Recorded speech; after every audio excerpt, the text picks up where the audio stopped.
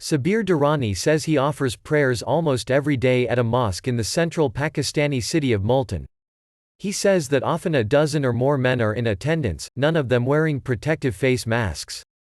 Durrani, 52, is among thousands of devout Muslims flouting Pakistan government orders issued late last month banning religious congregations of 5 or more people to stem the spread of the coronavirus.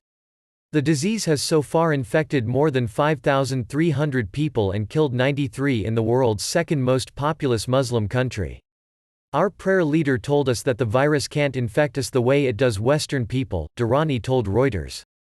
He said we wash our hands and we wash our face 5 times a day before we say our prayers, and the infidels don't, so we need not worry.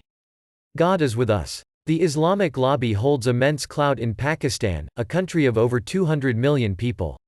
Religious parties have not been successful in electoral politics, but they are able to whip up large, often violent, crowds on matters pertaining to religion, such as in support of the country's harsh blasphemy law.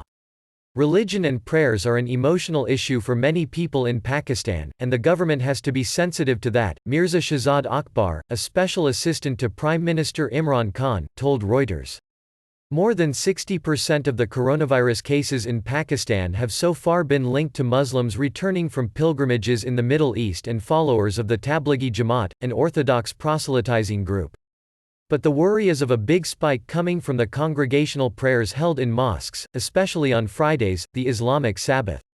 The numbers in attendance at prayers are likely to increase with the onset of the holy month of Ramadan within 2 weeks, and authorities are struggling to cope. While the Council of Islamic Ideology, a body that advises the government on religious issues, has called on clerics and the public to cooperate with government measures, several priests and local leaders have opposed the ban. A prominent leader of a religious party told a crowd of hundreds of people gathered for a funeral last week that government orders to limit congregations were unacceptable. If you do this, we will be forced to think that mosques are being deserted on America's instructions, Mufti Kafayatullah told the crowd. We're ready to give our lives, but not ready to desert our mosques.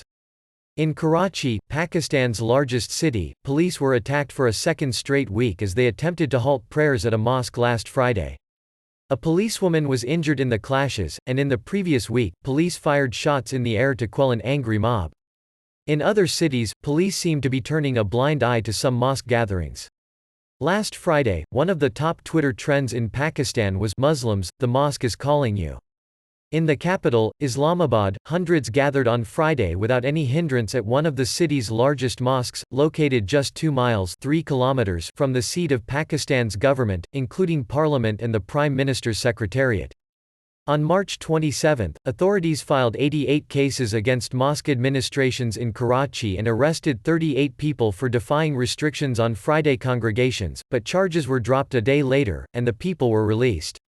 I think it's partly appeasement and partly the fact that Pakistan's governments and politics are locked permanently in an electoral framework in which they don't want to lose support of the religious elite and religious proletariat, Pakistani author and defense analyst Ayesha Siddiqui told Reuters.